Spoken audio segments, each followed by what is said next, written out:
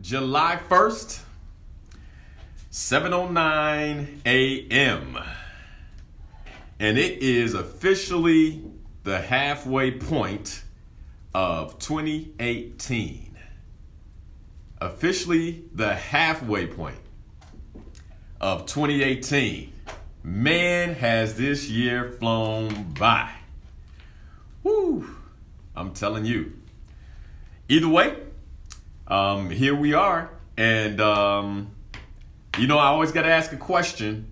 And that is, what does your goals look like for 2018? What do your goals look like? I mean, we're halfway through. And I hope that you set some goals and that there's some things that you want to do. And here's the thing. If you're serious about success, then that means that, a halfway point has to always include some type of self-assessment, goal assessment in terms of, have I developed the way I want to develop? Have I created and done the things that I wanted to create and do? So what does your 2018 look like? And how much ground have you taken? Like when you think about your improvement, your wins, etc.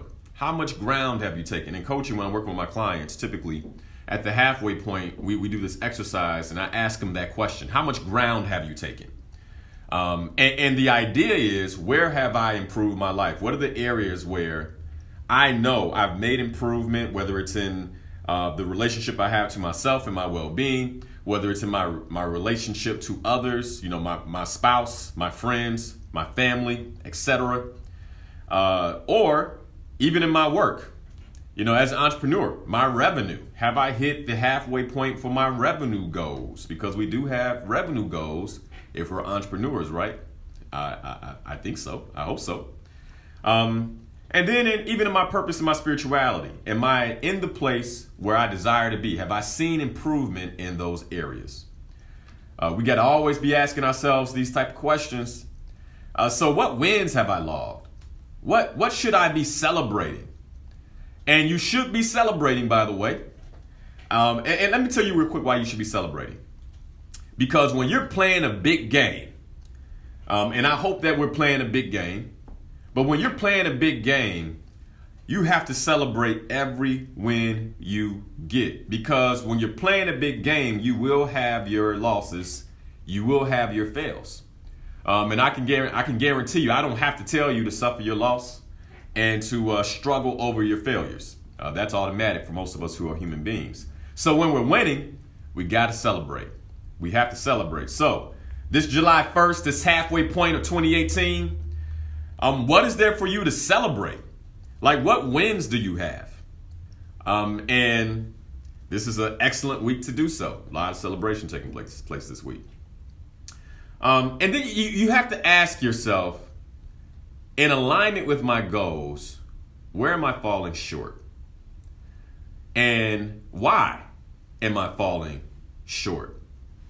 And one of the other questions I would challenge you to ask yourself is, what weeds do I need to pull out of my productivity garden, right? You say, well, Linal, what do you mean by weeds? Weeds are your distractions. So if you're doing the half, like right now you're like, wow, it's halfway through the year. I haven't accomplished the things that I said I would accomplish, the things I told myself that I would accomplish. And you're wondering why. The first place I would have you check is with your distractions. I call those the weeds in your productivity garden. How much time have you spent on your distractions?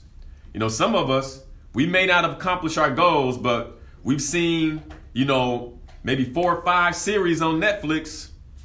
I mean, we've checked out everything. I could call you and you can tell me exactly which series to avoid and what series to watch. Which one is boring and which one is exciting. But then when you look at your goals, well, those are falling short.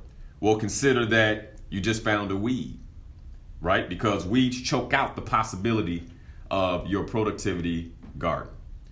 And no matter where you are, one of the good things about halfway points, about first, right? First day of the year, first day of the halfway point, is that you get the opportunity to restart.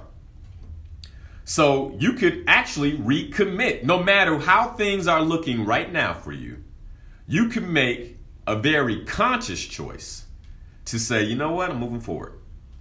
I'm going to move forward despite the mistakes I've made, despite the ground I haven't taken, and clarify and declare new action. And that's the beautiful thing about being alive, because as long as you're alive, you can always start. You can always choose something different.